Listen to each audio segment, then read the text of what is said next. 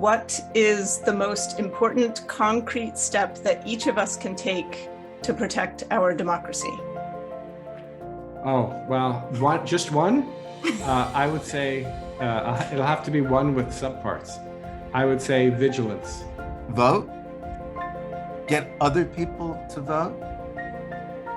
Well, I mean, in terms of the League of Women Voters, it's basically making sure that people have the opportunity to vote.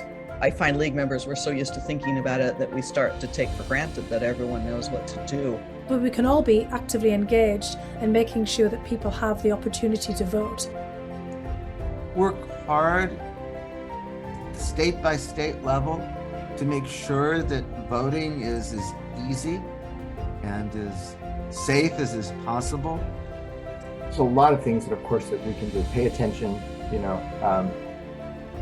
watch the rest of your series, tell friends about it, that kind of thing. Reach out to other organizations that maybe consist of mostly underrepresented groups in the state of California, and see if there's a way to work together with them. It really doesn't take a lot of people at a local level to actually instigate change. There's no math to it or sure number, but as few as 5 to 10 people who really care about it and look for a problem to fix and talk to people about it, can actually make a change that then is part of a whole groundswell of change. Part of the problem that we have right now is people don't feel represented. We've got into this stage of a lot of performance politics, and also where many people believe that the only people that we represent is the people that they can specifically say voted for them. That's not the essence of our democracy. We can't take our democracy for granted. We have to hold election officials accountable, make sure that they're running free and fair elections and are transparent. Be part of organizations that are challenging the laws that are restrictive of voting. Be involved and be the model for an involved, active citizen, and reach out to young people. This is their future, and maybe voting rights doesn't get them excited, but climate change, I'm finding, motivates a lot of people.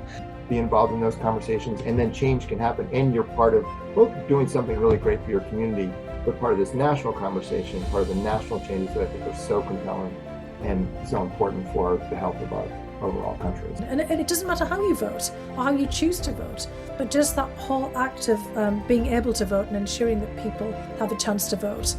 And to really become active in our own states and local governments to make sure that that is done in the most objective and non-partisan way possible.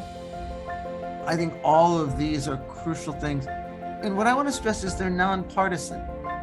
Nothing I've said is about how people should vote. It's just about being sure that people get out to vote and that the votes get counted fairly. We have to hold ourselves accountable. We shouldn't be part of the problem in spreading disinformation. If something seems too good to be true, it probably is. And maybe you should think twice before hitting that share button. We don't want to become part of the problem. So just be the model of an active, engaged citizen, and that is something we can all do. We have to practice what we preach.